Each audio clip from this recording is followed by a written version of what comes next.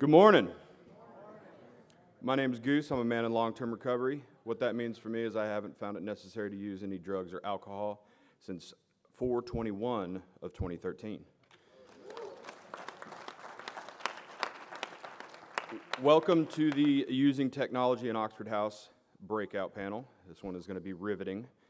So we did bring some candy that we'll be throwing out, so pay attention. Just real quick, we have Gary Gardner here, Tim Deal, Jessica Ruiz, and Matthew Mcfarland. A few announcements. Welcome to the 2022 Oxfordhouse World Convention. Make sure you keep your lanyard on with your name badge. This is how we know you've checked in. Silent your cell phones during the breakout sessions. Please, no side conversations during the panel. Step outside if you need to. Dispose of cigarette butts properly and safely. No littering. Take notes during the session to relay back to your chapter and area. And we will have time at the end for questions. So first up, we're going to have Gary Gardner. Gary Gardner's sobriety date is October 4th of 2018. His first house was Oxfordhouse,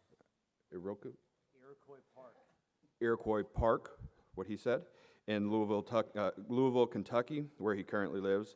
He is the data specialist for Kentucky, Indiana, Illinois, Wisconsin, Ohio, West Virginia, Pennsylvania, and soon to be Minnesota. So welcome, Gary.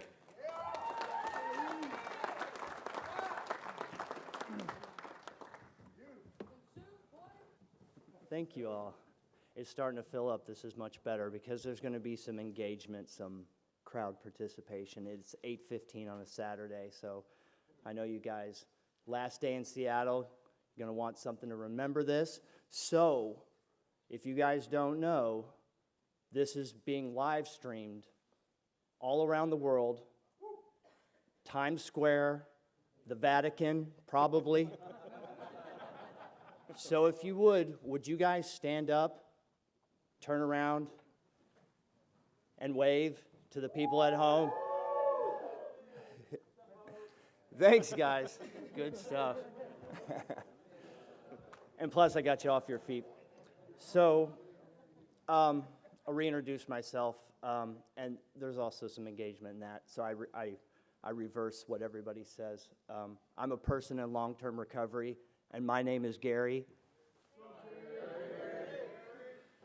And I haven't found it necessary to drink or drugs since October 4th of 2018. Woo!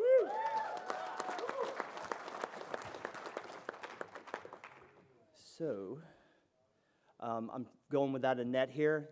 I didn't want you guys to have to read a screen at 8:15 on a Saturday. So, it's going to pop. So, are you ready to have your minds blown? Okay. Here we go. Another screen. All right. Right? So, when I first became a resident in Oxfordhouse, I immediately didn't drink the Kool-Aid, as they say. I did not want to be in an Oxfordhouse. I had other plans, get the apartment, get the girlfriend, get the car, and then immediately destroy all of that as fast as I can.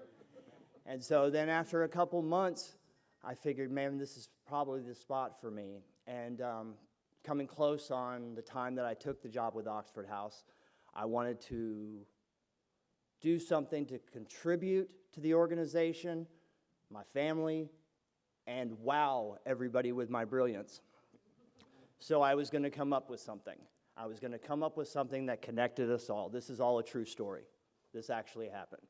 So, next slide.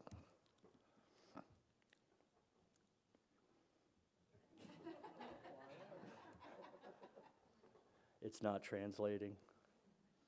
Here we go. Oh, nope. There's a slight drag.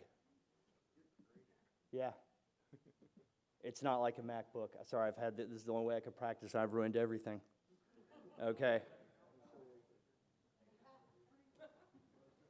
There we go. So, I thought, what could I do to make an app that would keep everyone specific to their personality, but also engage them into a community, a place that you could host fundraisers on the app, you could create groups, you could give opinions on stuff, you could share resources, and you could add to these resources. You could give opinions on these resources. And in my mind, you know how that first year of sobriety goes. You have all these grand plans and all these, you picture yourself doing all these wonderful things because that's the way it works. We'd been so far gone for so long, we saw ourselves doing these wonderful things. And with a limited budget, which was about zero, and absolute zero knowledge on how to write code, I started watching YouTube videos on how to do this.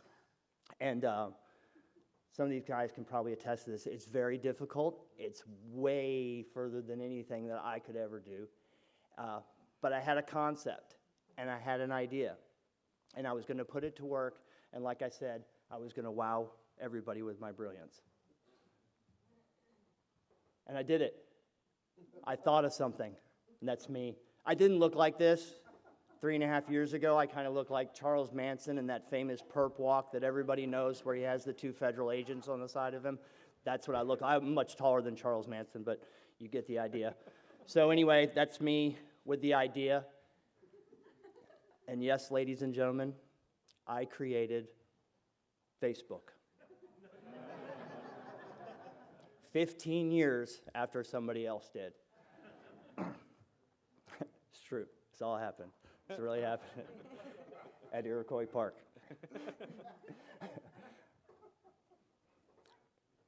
Keep in mind, there is a slight drag. Okay. Oh, I also have to say this. If you haven't voted for World Council, I don't know Josh at all. He just happened to pop up on my Oxfordhouse of Henderson page. I am not endorsing this man, but he's probably good. I just want to say that he's the only reason why he's on my screen is because I took a screenshot at that time. He just happened to be on there. So anyway, so everybody pretty much knows about Facebook, how it's used, but it is by far, besides of all the trash that might be filtered through Facebook, their servers and the way they're able to connect you to other people is untouchable. So you have groups, you have resources, you see all the things that are there, COVID-19 fundraisers, even a way to give blood if you need to. And then events. Create events, share events, all that stuff. GoFundMe, you see how user-friendly all that stuff is on Facebook. This is probably one of the times I've gotten away from myself. So this is on the larger scale of mobile technology. This is big, okay?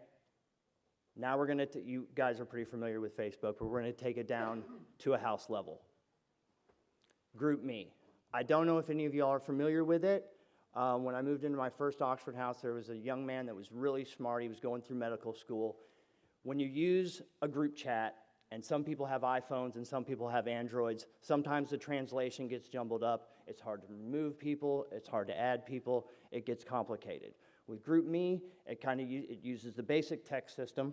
I'm going to start my cool video, and I have to get my timing down because it goes. So this is Oxfordhouse Potomac, and it works on a general chat. But at the same time, you can see we're talking about the electricity bill, and then up at the top right there, you can remove people, you can add people. GroupMe, by far, is the best way for guys and girls to communicate inside of a house. So also on GroupMe, you can share locations. Like, hey, everybody let's meet at Sam's Club, and you put it in there. Sharing videos with the new member. All the 60-minute videos we have, the Meredith Vieira and there's my friend Brittany on the last one we made for Amazon Smile. It comes up instantly. You put it on the group chat, and the new member is able to see the 60 Minutes video with Paul Malloy and the young ladies that charged $50 for not cleaning the lint filter in 1988. Right? So, also, create events. You have Chapter, and all this is fictional. I just was up late making dates up that would work for the time we were together. And then you put a location in. So I learned that sometimes when new members come in, sometimes they don't get talked to enough. and then that chapter thing piece comes around and they're seeing and they're hearing about it, it gives a reminder on the app. 2 hours in advance, 3 hours in advance, they know where they're supposed to be. It's really, really handy. So here's the next one. You can create a poll. So, who's that? It was you. So you can add files and everything to GroupMe for a reentry application. You can put it on there and you can talk about, review the application. For my example, I put which Spice Girl is best, and you can add options. And you see I've got sporty and posh, and we all know posh is the best Spice Girl. Huh? Scary? No. No, sir. No, sir. Anyway, that is GroupMe. I highly suggest you take it back to your house. Next, we're going to talk about on a personal level. So, what's our number one objective as a person in recovery? Get money, that's right. Right. Stay sober and help somebody. So, everybody pull out your phones. But I told them not to have their cell phones. Oh. No, you're fine. Okay, so what you want to do is, like you're going to send a text, put in that top number that's in red.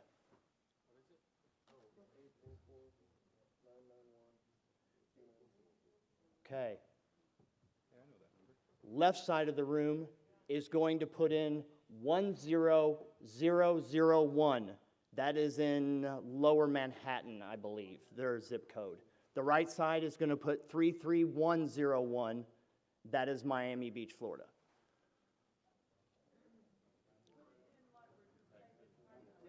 Yes. Send those numbers to the text. So it puts the 5 closest meetings to you in that zip code. Yes.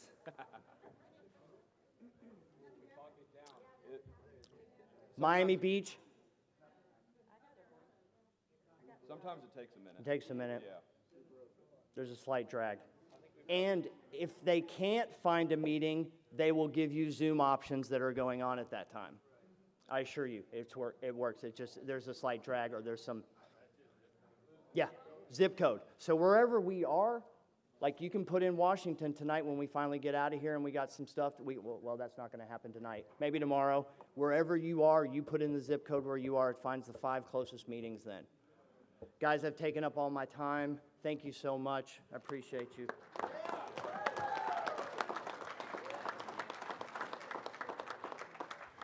Who wants some candy? Coming at you. Coming at you. Come. It's hard to throw in a jacket. Ah. That one's heavy. I don't want to throw it too far. All right. Thank you, Gary. I will tell you that text is awesome. I've actually used it while I've been up here. I actually had to get the number from Matthew, so. But yes, so up next, we've got Matthew Mcfarland. His sobriety date is 4/17 of 18.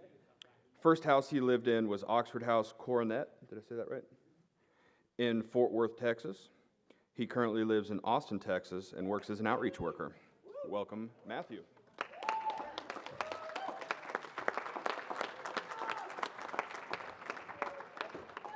All right, you guys, fair warning, I'm nowhere near as funny as this guy. I will say I am jealous of his GroupMe. He's only got one on there. I probably got 15,000, so I want to be like you when I grow up. So today we're going to talk about email etiquette, and we're going to go over some stuff in the Google Suite. So most states are going to have an email system. And if you don't, you can make one. But most states are going to have an email system, and we, in Texas, and I know in a lot of the other areas, we send out departure emails when somebody leaves a house. And there's a couple things that we can do with these departure emails. We can keep track of somebody that's left and maybe they're house hopping. We can even use it as a debt collection system and see who owes money when they leave a house. We can use it to say that, one of our long-term members that has been very successful has left, and we wish them the best and say that they've successfully moved out. So there's a lot of uses that we can use this email for, but one thing that we want to make sure is that we're using it the right way, and we're not bashing somebody on their way out. We're not maybe guessing on what might have happened, speculating on circumstances that might be around a certain situation and departure. And we want to just make sure that what we're doing is being, we're not bashing somebody. We want to make sure that we're just laying out the facts and going through that. So I've got some examples of, some good ones and bad ones. You could try and read through that X if you want to. Some of these I found and just changed some names up. Some of these I just made up myself. But when somebody's leaving, we're gonna want to stick to the facts. There's a couple things that we got to make sure that we're doing to make sure that this works efficiently. When we're sending the email, and again, if your state doesn't have this is something that you can work towards getting. It's all pretty. Google is free for everybody, and we can make it work. In Texas, we have a group that includes all the houses in the state, an email group, and so you can type into that email group and have an email get sent out to every house in the state immediately.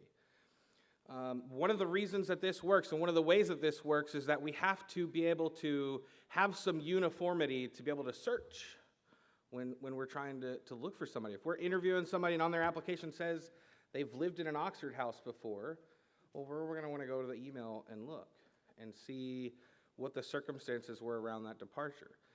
The easiest way for this to be done is for there to be uniformity in our subject line. In the Google search function, you can find stuff in bodies of emails. It's a lot more difficult. So if we have the person's first and last name or any nicknames in the subject line, it'll make that search function a lot easier. And one thing that we always want to say, we just want to call it a departure. In the body of that email, it's pretty simple. We just want, again, facts only. We're going to put the name. Matthew Mcfarland was expelled from University Hills on the date for relapse. He left owing this amount to the house. And we're not saying that, I was doing what I was doing. And, we're not here to lay out all the details. We just want to say what happened, right? Somebody relapsed. They left owing this amount. Let's see here. We have, this is a voluntary, an option, example of a voluntary departure, right? Somebody just left. Somebody can leave my house and I have a pretty good idea of what they're going to do, right? But I don't need to put that in the email. Somebody could have left the house and there might have been a whole bunch of other circumstances involved with that voluntary departure. I don't need to put that. We can just say this person left. What works about this is when a house is looking this up, and if they really want to know, they'll reach out to you and they'll figure it out. But that's up to that house to have to get to do that if they want to. Another example that we have here is disruptive behavior, and I don't need a laundry list of what the disruptive behavior was. We don't need bulletproof.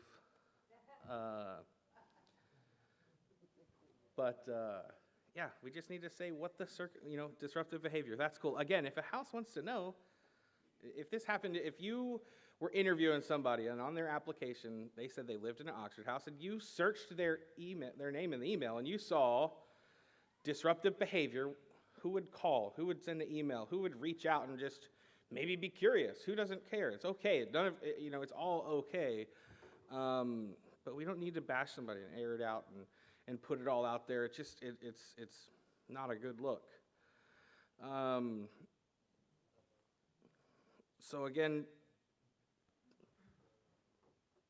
have a group, get a group set up. If you don't have a group, work with somebody. We can work together and get something set up. For that subject line, it's very important. We got to have their name in there. For this search function to work properly, we've got to have something that it can go off of. Have their name. If they got a nickname, put it in the middle. And then in the body of that email, just make sure we're sticking to facts. We're not bashing people. We're not embellishing. We're not speculating. We just want the basics of the situation. So up next, we're going to talk about some Google Suite stuff. And again, this is most houses. I know that there are some houses out there that don't use the Oxfordhouse Gmail system, but most of us do, right? Everybody who y'all have a .us Gmail account? Okay, so most of us have this. There's some pretty cool stuff that you can use within this Google Suite that's actually good for your houses. You can do some pretty cool stuff. We got, of course we have Gmail, we have Google Sheets, we've got Chrome, the Drive, Google Docs, and Google Calendar, right? These are all applications within that Google Suite. And there's a couple more that I'm missing, but these are the main ones. And so let's see if all of this will pull up. Oh, you went too far. A little delay there. All right. Kind of blurry. So when we're starting off, we have your Drive. It's going to be that triangle, right? We can search for some pretty cool stuff on there. You really don't have to be, specific. You can put some really vague search terms. You can type training and it's going to pull up a whole bunch of stuff. And you're in some older areas and you have some, user-created content, you're going to have a whole bunch of things pop up. I know in some of the older houses that I go to that have been around a lot longer, their drives are going to have a whole lot of things on there. And you can search for terms. Maybe you read it in a manual. Maybe you read something in a manual and you can't remember exactly what it is or where it is or what document it's from, but you remember something about it. You can type that into the search bar and it's probably going to pull up something that is included in what's in there. Over here we've got kind of where to find it all. So this top page is going to be all pretty much the same screen. So if you're on your email, if your home screen is your Gmail, the 9 dots at the corner of that screen, that's where you're going to find all the access to these. Down here I've got just an example of our Ees Calculator. Most of y'all have probably seen that. And a few of y'all might have even encountered where you try and edit it and it won't let you, and it's because it says view only. Somebody requested to me put this in here because they've gotten a million emails requesting access to edit. And that's going to take a long time. I know that if it happens to me, I'm catching it at the end of the day, and you've probably gotten over it already and don't care anymore. But you can do this yourself. All you got to do is click the File button. I've got it right here. And you can make a copy of this document. And now it's yours. Now you can edit it, you can change it, you can do whatever you want with it. And this goes for anything on there. I actually keep a manual on my phone, an Oxfordhouse manual. I had to make a copy of it. And I can now highlight it on my phone. I keep it in my phone. I can pull it up at any time. But these original documents, you can't change them. You make a copy, it's yours. You can do whatever you want to it. Google Calendar. I don't have a screen up on Google Calendar. What I've seen is chapter accounts set up Google Calendars and invite their houses to them. You can set up a house calendar for your house, and you can put all your events, just kind of what he was saying in GroupMe. You can have your chapter meetings, your HSC meetings. You can have any of your other subcommittee meetings on there, state association meetings, house meetings if you need to. Hopefully we all remember when those are. Google Calendar comes in really handy. Google Docs is basically a Google version of Microsoft Word. Google Slides is a Google version of Microsoft PowerPoint. Google Sheets is a Google version of Microsoft Excel. So we have access to all of this. It's 100% free. Wow, I used all my time. Didn't expect that. Use it. It's there. Type stuff up. Thank you.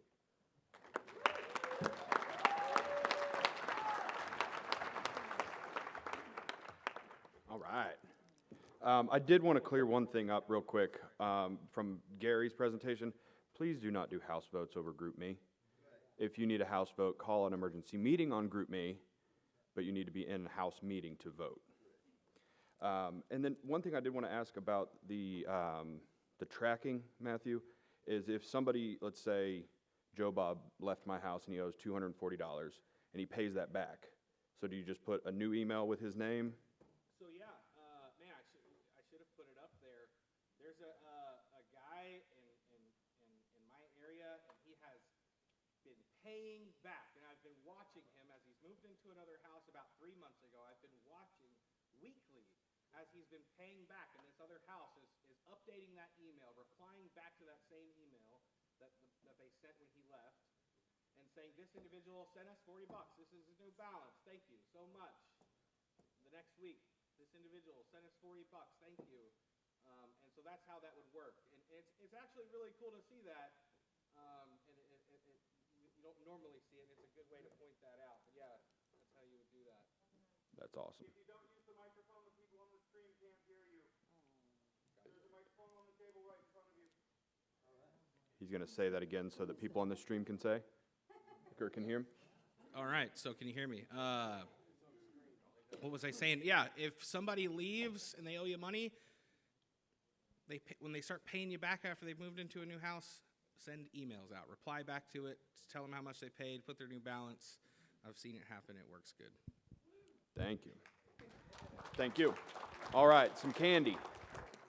Who's awake? Oh. Oh, coming in hot. Got him. All right. All right, up next we've got Jessica Ruiz. Jessica's sobriety date is January 25th of 2019. Her first house was Oxfordhouse Copperfield in Austin, Texas, where she currently lives and serves as Senior Outreach Coordinator for South Texas.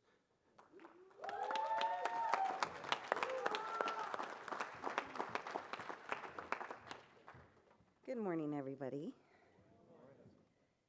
All right.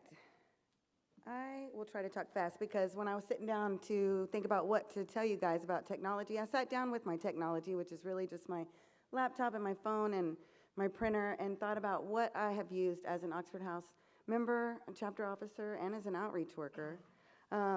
And this QR code right here, I'm going to run through a lot of apps I have on my phone really fast. So if you grab that QR code, it'll show you a list of what resources I'll talk about today. This first group right here is like a recovery group of apps. I have apps to find AA meetings and NA meetings, and the NA app also links me to Just for Today that I like to read every single morning.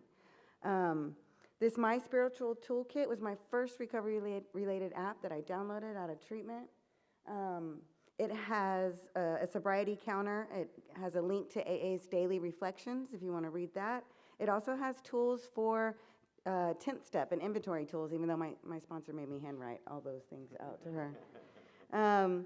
Each day is that center app in the first group. That is a women's daily reading app that is my favorite. I read that every single morning. I highly recommend it. Each day, a new beginning. And for mindfulness, I have explored Calm, Insight Timer, Headspace, and then on a side note, my Fitness Pal tracks my calories and exercise. This next group helps me with making flyers and savvy announcements to post on the Facebook group. Flyer making tools that are free and easy to use on your phone are Poster Maker, Adobe Express, and Canva. I use Event Create to manage events and fundraisers. That's my new my new technological website that I like to use now over Eventbrite. And then Facebook events too, like Gary was talking about. I encourage you guys to really use that. I've finally just really gotten into using that. When you use Facebook events, it is a good platform, and I recommend that you start your event at least a month out before whatever it is you're planning, if it's a fundraiser or a training or something like that, because it creates a platform for you to post pictures and announcements and drum up that attendance that you want, right? It'll give you a head count of how much food to buy for people who RSVP. Let's see, and apps to find jobs. I've got Indeed, LinkedIn. There's an app called Variable. It's spelled very able. It gives you real-time manufacturing and warehouse, same-day opportunities nearby. And even on Facebook in Austin, we do a hashtag, Hire Oxford, on our Facebook page. So we encourage members and other people in our recovery community to get on our area Facebook page, post job opportunities with the hashtag, Hire Oxford. And when newcomers come into our house, we get them connected to that Facebook page to connect with their community. And when they say, I need a job, we say, go search hashtag Hire Oxford. It pulls up all the job opportunities that are specifically targeted for people in recovery.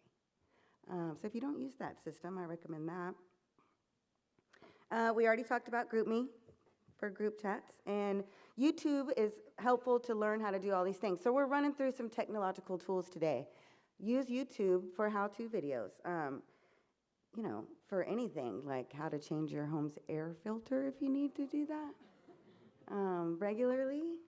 But you can also use it. I had an idea 5 or 6 days ago, about using from the Google Suite, Google Forms to create a survey that every time a chapter or regional association had elections, wouldn't it be great if we could just push a clickable survey link so they can put their name, their position, their house, and their phone number, and it just auto-populate a contact list that you could send to everybody, right? I think that would be very easy. And if you don't know how to do that, I'm sure YouTube could tell you how to do that. And then, of course, there's Zoom. We've all become very familiar with that. But there's the free 40-minute Zoom. You know, you can use that to maybe do chapter agenda meetings real quick with your chapter officers before chapter meetings. Or even use it, if you don't have access to FaceTime, you can use it to connect with loved ones. And then there's just some general productivity things I like to use all the time, which is the calculator, of course, the dictionary, the Merriam-Webster dictionary actually even has some word games that I play on it. Grammarly helps me seem smarter than I am by checking my grammar and spelling while I type.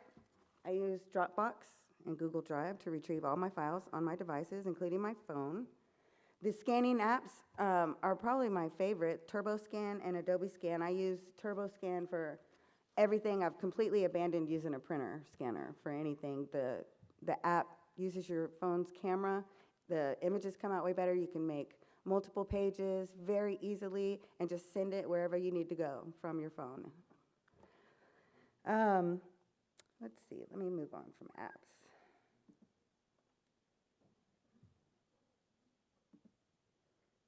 All right, I'm going to switch gears and tell you about these two great resources that I think we should all be using. Of course, there is oxfordhouse.org. This is our website where we can find links to the manuals. You can find links to your state's website, which has even more resources. Of course, it'll give you a link to the Viability Calculator, which helps us calculate our EES, which is variable, right? That changes every time something happens. Our rent increases, membership leaves. You use that Viability Calculator every single month in your house meeting to decide how much you should be paying to cover the expenses that it costs to live there. There's links to paperwork, forms, and documents needed in your house, chapter, and state levels. And a link to the Vacancies website, which you're going to hear about here in a second from Tim. And you can explore this, be nosy, go to other states' websites and look and see what they've got going on, see what resources they use, bring it back to your area if you'd like to. And then SAMHSA.gov. SAMHSA stands for Substance Abuse and Mental Health Administration, and they're a pretty big deal in our world, okay? The website is beneficial in finding resources in your area related to recovery and mental health. You know, a guy called me the other day and said, hey, I need to get into your detox facility, and I don't run a detox facility. And I told him that, but I stayed on the phone with him because I wanted to be a part of getting him to that next step on his journey, whatever that looked like. So I asked him some questions. Hey, do you got any money? Where do you live? Where would you like to go? I asked him about money because that helps guide me on if I need to find state-funded resources for him or if he has insurance. But I took the time to try to get the information he needed on his journey so he would remember that kindness, do what he needed to do, and call me back when he was ready for Oxfordhouse, right? The SAMHSA website also is a great place for you guys to go search for area treatment centers based on zip code to reach out to schedule presentations to help fill those vacancies in your area.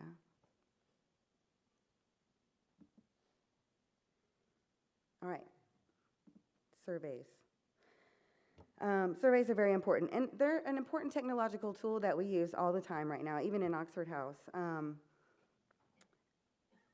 In most of our states, we do monthly housing summary surveys. We do annual surveys. The data collected from these surveys is absolutely vital to furthering our cause. I know it can seem annoying, but I want to encourage you guys to take the time to give accurate responses. It's only good if the data is good, right? They give us a voice to explain why of things. So we say it all the time, in Oxfordhouse, use your voice. Surveys give us the opportunity, us being the people in recovery who are struggling with finances, legal troubles, housing, or not even those that are struggling, but those that have made it through that struggle to success. We want to hear about that success. We want to share that success with the world. Look at us, we're doing good, and we can prove it. They're usually quick and easy and anonymous. They gather snapshots and public opinion. They're the most efficient tool to collect this data that we need. We do follow-up surveys. We repeat them regularly, and we do that because there could be a change in trends, or maybe there's no change at all. You know, what seemed really important yesterday is not as important in our world today, or maybe based on the data we collected, you know, a new resource was cultivated, that the past surveys changed the landscape, and we need to capture that. So Oxfordhouse has continued to catapult to greater prominence by the data it collects and shares. It gives our community a louder voice and helps that voice be heard when we put hard numbers behind it. It really does play a significant role in our expansion, recognition, and integration into the community. So when you get requests to take surveys related to Oxfordhouse or not, related to recovery housing from the community, I encourage you to take the 20 seconds, maybe 2 minutes, that it takes to participate in that survey and use your voice and be a part of affecting change. Okay, I'm almost done. Finally, some reminders on practicing good internet etiquette. So we use all the tools that you hear about today. Use them to socialize with other people in recovery, publicize your house and your chapter achievements, celebrate those recovery milestones, share information on events, unity, and resources, but do not use the tools to assassinate someone's character when you're feeling grouchy or resentful, and avoid posting discriminatory, religious, political, and shaming comments.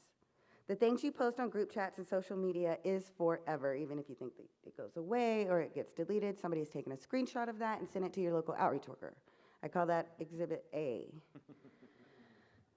Also, you know, being in recovery, we are people of the most dynamic change. I mean, the way we feel today is going to change very quickly. We're going to, you know, use tools, recovery tools, to change how we feel. So take a minute. Reconsider what you want to say when you post anything. Try to stay positive. Be a good netizen. Practice good netiquette. And there's that list of that QR code again, real quick. And that's all I got.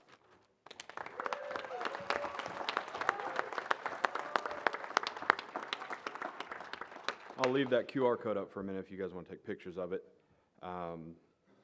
But yeah, what she was talking about, and also what Matthew was talking about, I mean, the power that we have in the technology we have these days is pretty amazing. You know, we've got it made, like, between that number you can text and get the meetings around you, that meeting finder app, all your literature you can get for whichever fellowship you are a part of. I will suggest you do a written 10th step, get pen to paper. Look at Jesse. No, he's who holds me accountable to do mine. But yeah, let's throw out some candy. Let me get one that'll make it to you. Oh, the tip drill. Gotcha. Who said Goosey? And all right. So up next, I'm going to bring you guys up the man. Oh, you just coming to get one? He's must be a Cowboys fan.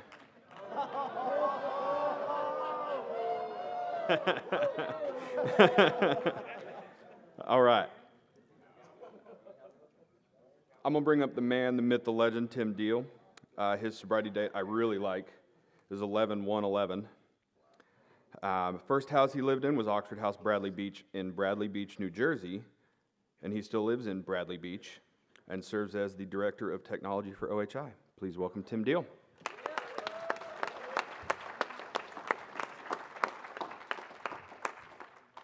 Hey everybody, Tim Addict. And I am also a person in long-term recovery, and what that means for me is now I just eat too much and spend too much. It also means I haven't had a drink or a drug since 11/1/11.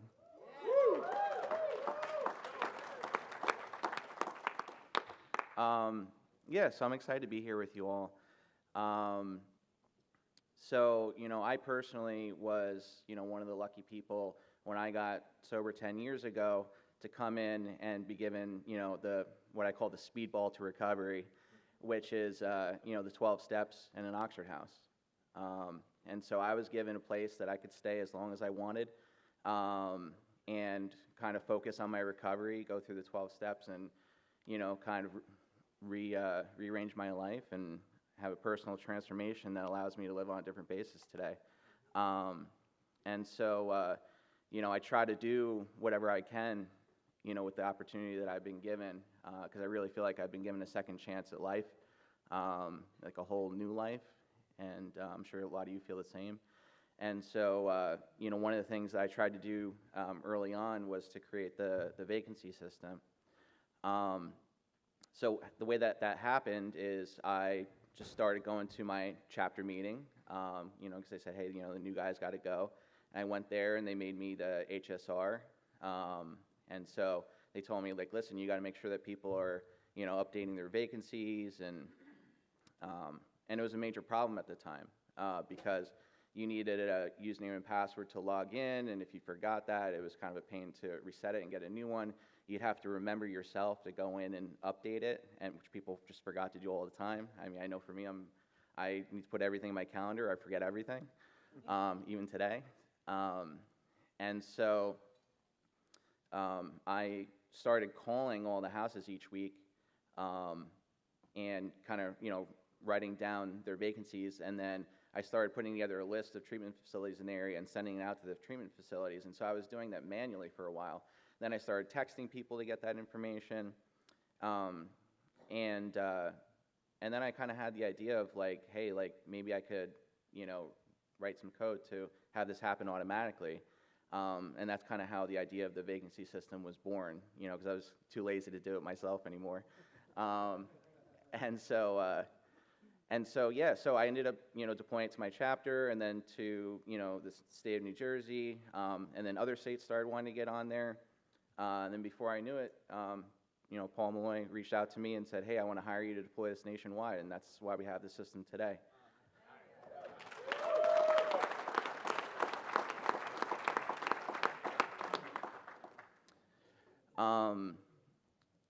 And so, I know that, at this point, everybody's been using the vacancy system for a long time, but I know, sometimes there's little features tucked in that maybe people don't know about. So I was just going to go over, just kind of like a brief coverage of like the vacancy system and some of its features. And so you might know everything already, or, you might learn something new about it. So I'm going to bring that up for you.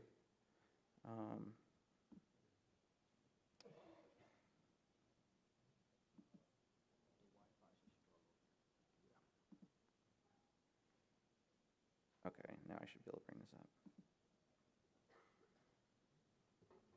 might have to pull it to the other screen. Pull it to the other screen. There it is. Oh, there we go.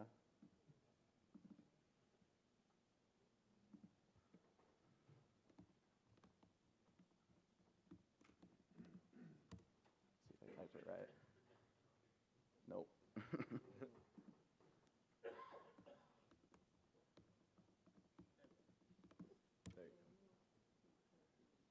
All right, there we go. So you guys have probably all seen this. A lot of you probably, when you moved into an Oxford house, this is how you found it. So, some of the basics, it's got filters for state, county, and gender. There's a checkbox for show only vacancies. You can search for a particular house by any of the fields that you see here. And then you can enter a location and see the houses that are closest to you. If you click on any particular house, it'll bring you to the Google Maps for that address. So if you need to drive there, you can just go there. It'll also show you where it is. You can see the street view. And then there's a how-to page that has a couple of, sorry, I'm not trying to right-click. So there's a video for houses and a video for applicants. There's the apply online page, which is where people can go in, and when they fill out the application and they submit it, at the bottom of this, what they're going to do, let me see if I can go to the bottom. It says where you're looking for a house. So you select the state. You can select multiple counties if you want, the gender, and when you hit submit, what it's going to do is it'll email you a copy of the application. It'll email the application to the houses in the areas that you selected that have an opening. And it'll also send a text message to those houses that says, hey, this person applied online. It gives you their phone number so you can go ahead and call them right there. So how many people have received like an applied online text or email? Okay, so quite a lot. So that feature, like I didn't know if anybody was going to use it. I kind of just added it on. I said, I think this could be useful to kind of let an applicant get their phone number out to a bunch of houses at once and kind of, have them get some calls. I feel like that's pretty welcoming, right? And so, I think the one thing that we got to make sure is that, we are, calling those people, that we're getting missed calls or voicemails and stuff like that, that we're returning those phone calls. I had a sponsee recently that had a little bit of trouble getting some calls back. I know people have jobs and they're busy and stuff like that, but, we got to try to be there for the new person so that they can get in. And then last thing I'll show is the house login page. So one of the problems that I had to think about fixing when I made the vacancy system was the username and password problem that I talked about. Like what happens if the person that had that moves out? How are people going to get in to be able to update their contact person and stuff like that? And so what we have here is, so that, the username is just your house name. I tried to keep it simple. So if there's spaces in your house name or anything, you just type it in exactly as your house name is with the spaces and everything. Capitalization doesn't matter. And then, your password. But like, let's say you forgot that, right? So I'm going to show you that process right now of how to reset it. All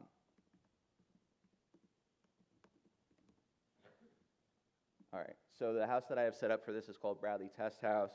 So I just typed in the username here, but I don't know the password, so I'm going to click to reset password. And so here what you're going to do is enter your house phone number and then click the call me button, right? So I'm going to do my number here.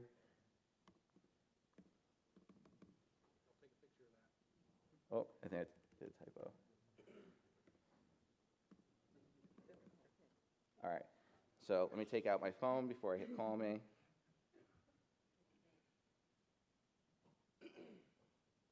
Okay, so let's do call me. All right, so it says calling. Oh, and so you can see here I have a phone call coming in.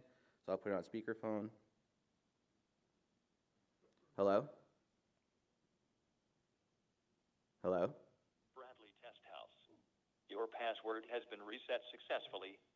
Your username is Bradley Test House, and your password is 126596.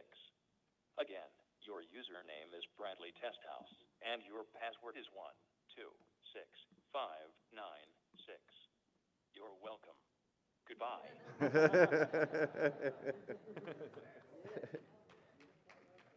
So I just type that in here, I click sign in, and then you can see here's like the actual page where you can manage your contact person. So contact person, just first name and cell phone number. You can set up when your interview day and time is, how many vacancies you currently have if you want to change it there. You can change your passwords, to something that you'll remember. And then when you're done, you just hit save. So if any of you are currently relying on like an outreach worker or someone else to update your contact person, stuff like that, you don't need to. You can very easily do it yourself. Just put in your house phone number, it will call you, and like you saw, you can just log right in, update your contact person. Now, a couple of things that it also does is, let's say your contact person moves out, and they keep getting the text, right? So usually what happens at that point is they're, like F off, or you know what I mean, like, I don't live there anymore, and so I recognize a bunch of different keywords, including a lot of curse words, and and so at that point I send the message that says, hey, if you no longer want to receive these messages, please text the word decline. So they text the word decline, and what it does is it takes their contact number off. It sets the contact number temporarily to the house number, and then it places a phone call to your house number with a recording of me telling you to update your contact person.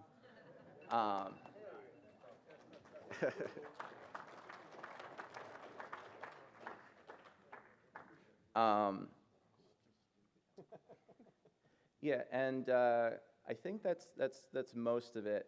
Now, one of the things that, actually a couple of things I added, like in the last few years, there's now like a map feature, which I'm sure a lot of you have seen, so you can go down here and click Show Map. Oh, that's not good.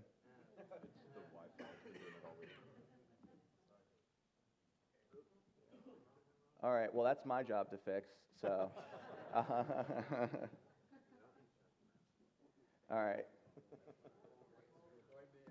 Well, I've got homework now. But yeah, so basically, like normally what it does is it shows a map where, there's different clusters, and you can kind of zoom into a certain area, and you can see all the houses in that area. You can click on each of them, and it brings up a little bubble where you can see their information. So that's a nice way to find them too.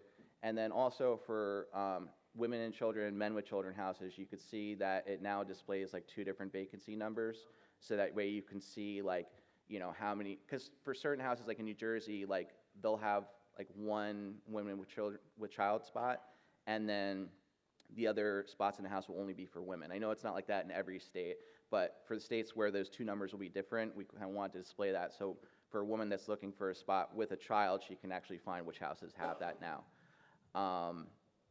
And so if you get one of those text messages, you just reply with like the 2 numbers with a slash in between, and then it'll kind of update both numbers for you. And the last thing I want to say, I know we're going to have like a questions and answers section next. If there's something with the vacancy website where you think that a certain feature would be helpful, that 2 vacancy thing, for the women and children that I just talked about, that was someone's idea that I got here, from the conference or from the convention. They came up and they said, hey, it'd be really helpful if we add the 2 numbers, and I said okay, and I put that on my to-do list, and then I got it done. So, if you guys have, ideas for things like that where we can make the system better, function better, please let us know. I can't have all the good ideas, so thanks for letting me share.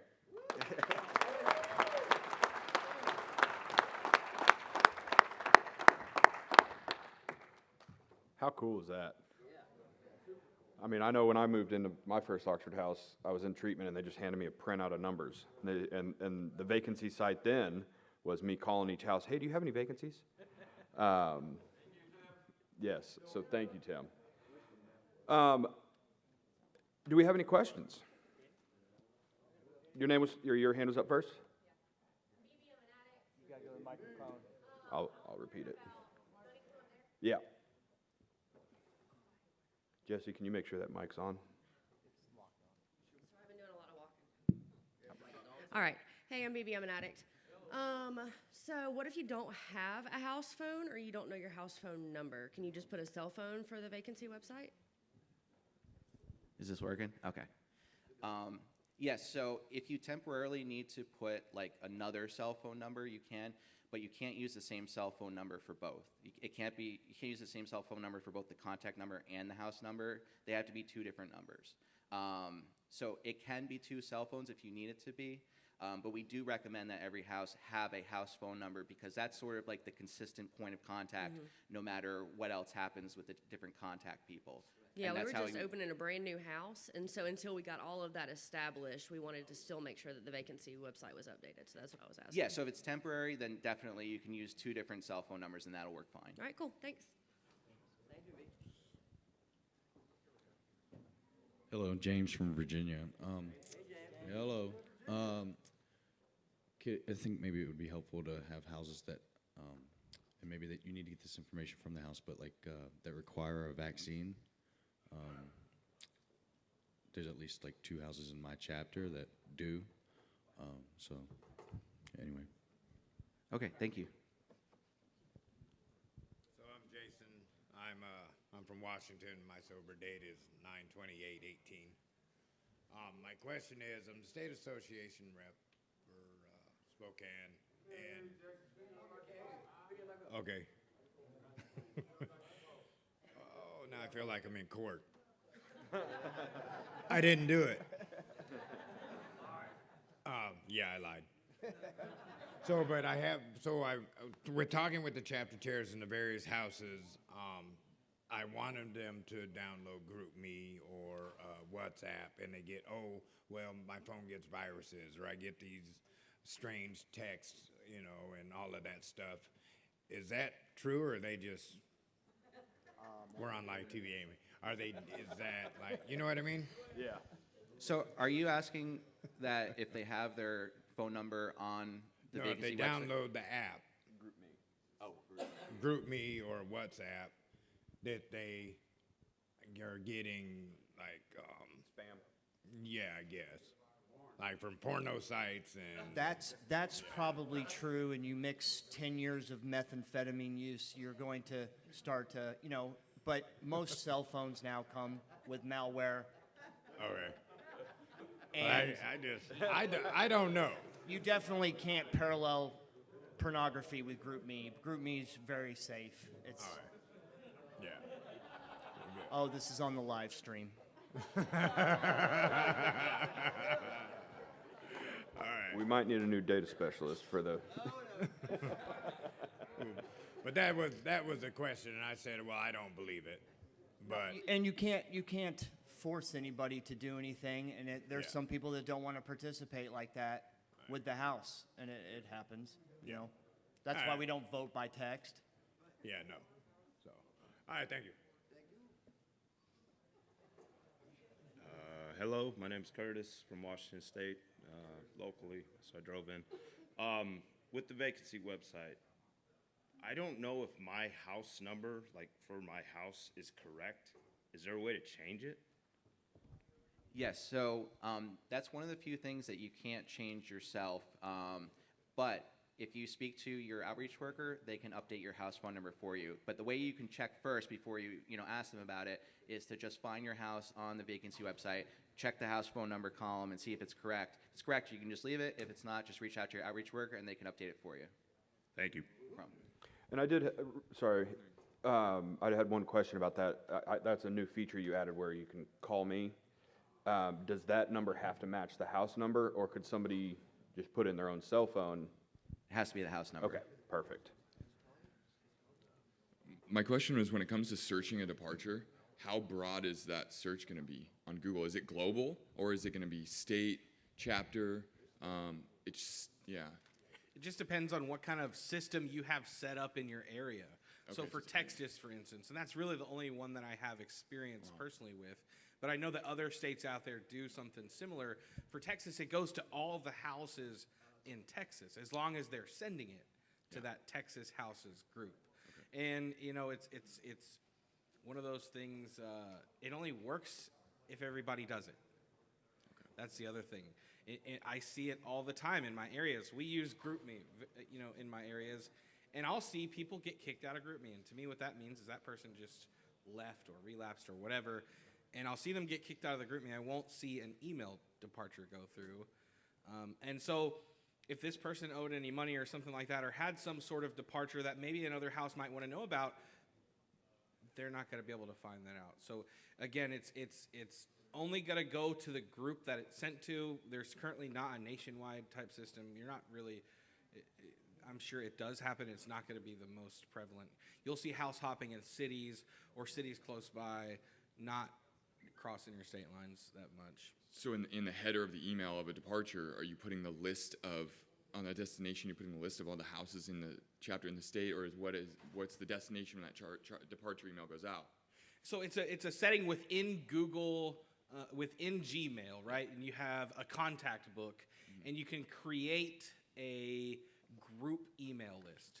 And so that's what they're putting. In that 2-line, somebody has gone and created a Texas houses group that includes all of the emails for all of the houses in Texas, and that's what they're doing. Okay. And so if you wanted to, in your area, if you wanted to do it for chapter or for maybe a regional or state association, you could actually take the time and find a list and type in every house email in a group within Gmail and name it, send it out to the houses in your area, and then you could start to implement a system like that and be able to keep track of departures and Thank you. Helpful. Hi. My question is about the Vacancies website. So if you put on the website that you have 0 vacancies, you don't continue to get applications. What we do in our chapter, we like to still continue to get applications because we like to interview people and put them on a wait list. You never know what's going to happen. Is there a way to make it to where we can still receive applications even if we have 0 vacancies on our website? Yeah, so I definitely think that that's something I can give some thought, and I think it's a good idea. You know, and one of the things, Matthew, that you just said, was that maybe you guys could get the email, but not the text. So in other words, you're not going to get an alert text saying, hey, this person applied online, but you'll still get an email so you have their application if you do have an opening come up. So I think that could be a good idea. Also, one of the things that you guys don't see, but that currently happens, is if a person applies online to an area that doesn't have any vacancies at all, what happens is it sends their application to the outreach workers that are responsible for that area, and then they can go ahead and try to work with that person to find an opening for them. So we do kind of have like a fallback for that person if there aren't any vacancies in any of the houses. But otherwise, up until this point, it's only gone to the houses that have vacancies currently. But I will give that some thought, and I think that's a good idea. Thank you. We require every one of our houses to put at least one so that we continue to get applications. But then it's kind of frustrating for people. They're like, well, you say you have a vacancy, and we're like, Right. no, we don't, sorry. Yeah, I would recommend reporting like your accurate vacancy number. And like I said, I will take that home and give it some thought. And maybe, like I said, you'll still get the email, but not the text. That would be great. Thank you. Hey, y'all, I'm Jesse. Hi, Jesse. Yeah. So, I've been in quite a few houses, and the majority of them wanted me to have some sort of foundation and recovery. You know, they were already established, had members that have been there for several years, doing the darn thing to teach people. And currently, I'm in a house that's it opened up like mid-March, and since April, we've had 13 guys. And a lot of the people are brand new with no foundation yet. And I've noticed that when they come in, it's like 3 days, a week later, they're asking questions. Or no, not necessarily asking questions, but they'll be like, here with the girlfriend, and they're like, what do you mean she can't spend the night? Like, well, it was in the rules that you signed, you know? You know, or any of these questions, you know, that are simply in the application, the paper application that we have. So what I was wondering is, like, with GroupMe, and you were talking about the 60-minute videos, like, is there any way there could be some sort of, like, interactive piece, like, not necessarily like a test or anything, but, like, you kind of watch a video, you have sort of information, and then, like, a multiple choice, like, yes, I understand my curfew is 11 p.m. until I pay my rent. I've been there for 30 days. Something you know? outside the newcomer packet? Well, like the newcomer packet included in this, like, more interactive, because if you're just reading it and like signing it, a lot of people aren't even reading it. So if you have something that you actually have to go through and like check something where you're interacting with it, you probably retain the information a little more. You know what I'm saying? Just get with me later, Jesse. All right. I can help you. We can do that. It can be done. Yeah, exactly. Yeah. It'll be a Google form. There's a quiz on the National Google Drive. There you go. All right. Hi, I'm Steven. I'm from Knoxville. So I work for a mobile app development company and all this. And, you know, I'm in Knoxville. We got 4 chapters. There's a lot of pushback on emails. There's a lot of, like, I'm the treasurer, and I like to put everything in digitally, and I had to push for 3 months to get that through. So what I've done is I was noticing how on our group chat, like on Facebook, they'll put somebody on blast. Oh, Jim Bob left owing $500, blah, blah, blah, blah, blah.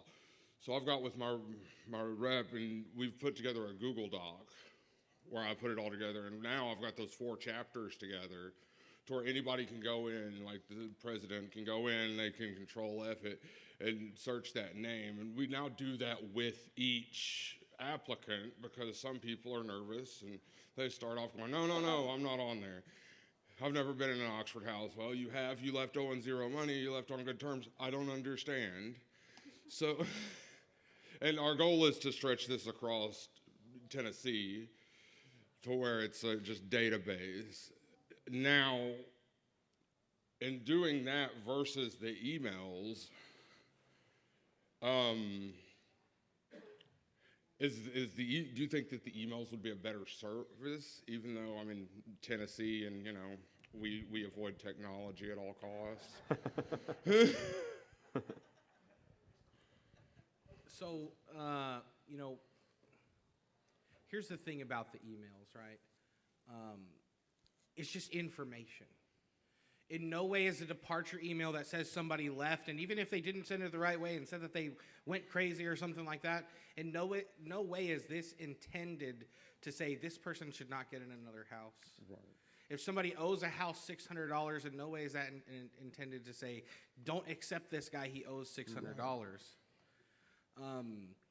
It's just to say, hey, be aware of this, right? Yeah. See this here, bring this guy into your house, and help him develop so we don't have the same thing the next time. Well, that's the reason that I filter most of it through me, because, you know, we can get pretty redneck.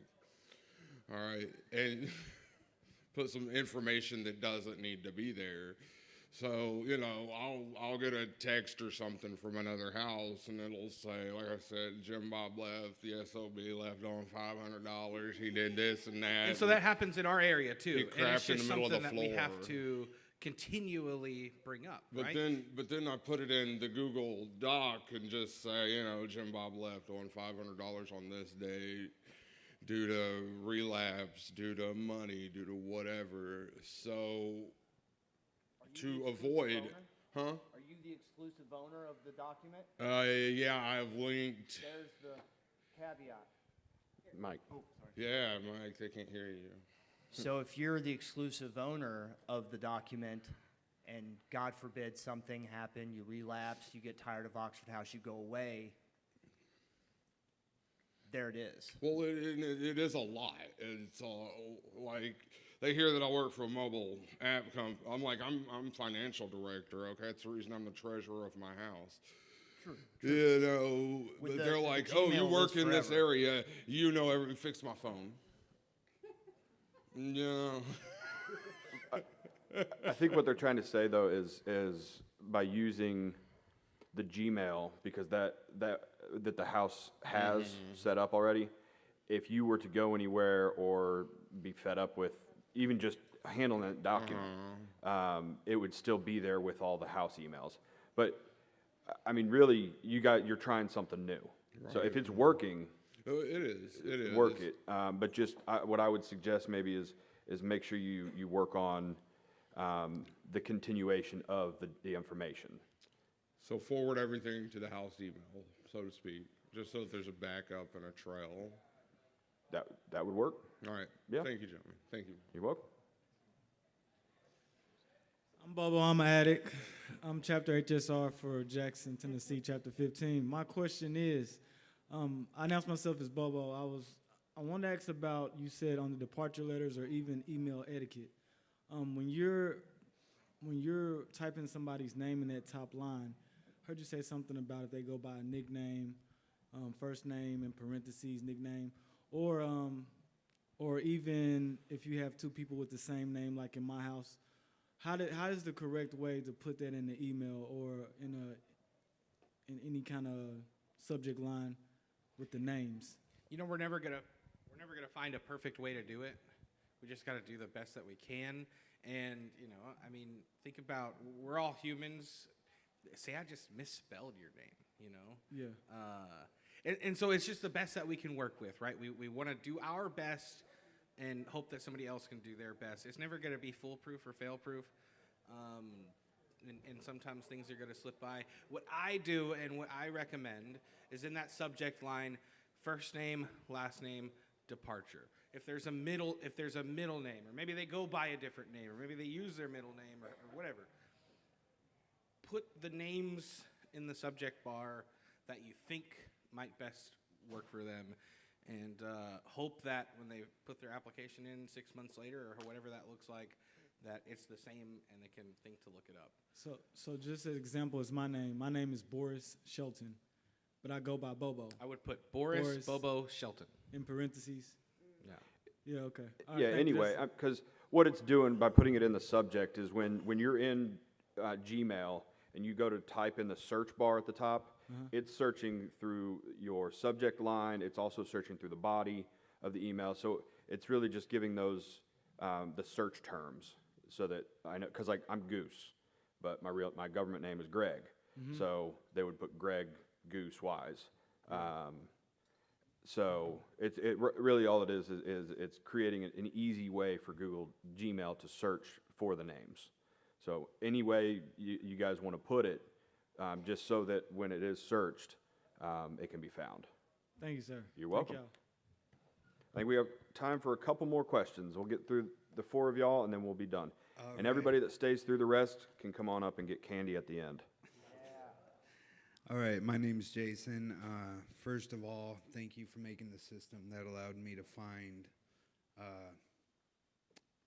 Oxfordhouse, Oakley, which is the house I live at, which is, I mean, I'm past 10 months sober. I'm going on a year. This is the longest it's ever been, and the reason I was able to find it was because I used that exact vacancy site. So I owe you a debt of gratitude, and Oxford I will always owe. My question, I had two questions. One, if a house is brand new, which is the case in our area, we have brand new houses, how do they set up their email? Because, I mean, we try to help, but they're cut off from the resources, and, you know, like, we're doing what we can to help them, but I mean, they need that information. It's vital to know who's been kicked out so that, you know, someone doesn't come and try to get into their house, you know, because without the email, they have no access to that information. What area? What? What area are you in? I am Lisle, Illinois, DuPage County. Gary's your dude. Gary Gardner. Yep. Oh, there we go. Now I'm putting the face to the thing. My man. I really exist. Yeah, I'm sorry. I was a little late, which I do apologize for. No, you're fine. But okay, yeah, I'll get with So- you. And can I just want to weigh in. And just to answer that more generally for everybody, right? So if you're in an area and there's a new house that doesn't have their information on the vacancy site, or they don't have an oxfordhouse.us email address, you just need to speak to the admin for that area. Usually it's an outreach worker. And so they can go on, they have their own special login for the vacancy system where they can add new houses, edit existing houses, and so they can go ahead and add that house. They can get an oxfordhouse.us email set up for them, and then from that point forward, the house should be all set up. Now, another question I get sometimes is what happens if we forget our password for the oxfordhouse.us? So the contact person for the house can actually just text the word email to that same phone number that they're getting the weekly text from, and it'll actually reset their password and text it to them. Nice. Oh, and also just one quick suggestion. I don't know how hard this would be, but when we have people applying, they often will be like, can I come see the house? Perhaps maybe a virtual walkthrough that we could add. That way they can kind of see what they're getting into without having to travel down. So I would say there's a few ways that you could do that. You know, you could send them a picture. You know, a lot of times Google Maps will have the street view. But also you can tell them, like, hey, you know, if you do come for an interview, like, you'll get to see the house, you know. Yeah, well, a lot of that we get are currently in rehab. I mean, we do the best we can to get them there. I'm just saying, you know, maybe that could be a suggestion for the future that you guys could do. give virtual walkthroughs of the house. That way people can. Another see. one of the features of the Google Suite is called Google Meet, and it's a way that you can just have a free video call. Oh, okay. For sure. All right. Well, thank you. Thank you. Hello, I'm Matt from Salisbury, North Carolina. So I don't know if this is the right place to ask, but I'm not sure where else it would be. If you had like cameras in your house, where's the limits on privacy and conflict of interest? Tradition 5.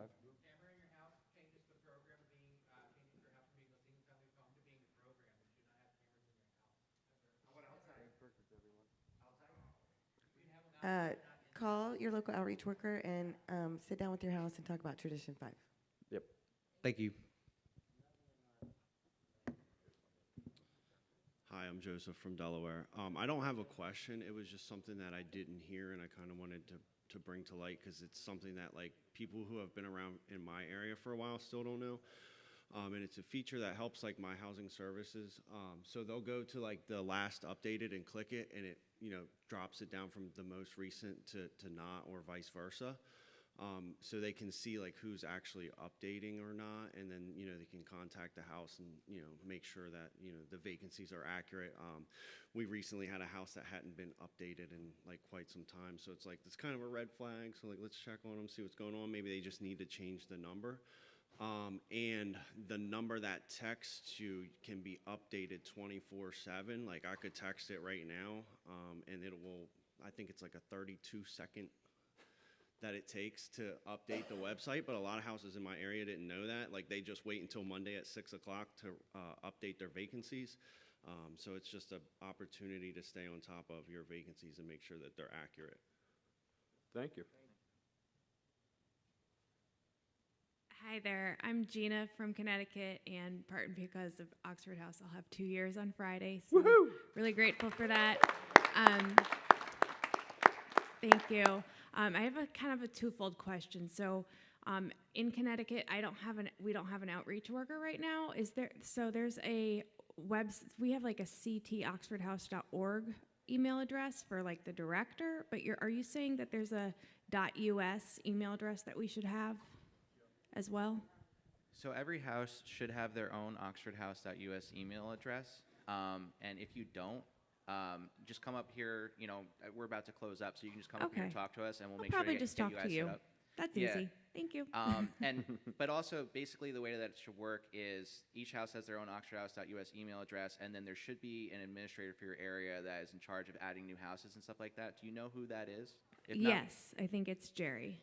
Jerry? Jerry Cole, yeah. Okay. So Okay. I know Jerry, so I can also talk to him just to make sure that he's okay with the oxfordhouse.us email addresses and with adding new houses. But yeah, if for whatever reason you don't have either of those things, Jerry would probably be the person to talk to, or you can also talk to us. There's also an info page, like if you go to oxfordhouse.org, you can do a contact submission where you just put in your name and email and stuff like that, and then it'll actually come to the central people at the office. And so we can always answer those questions. And so if you ever have something like that, you can just go on there, and then we'll make sure to get you to the right person. Thank you so much. All right. Thank you guys for joining us. Come on, get some candy.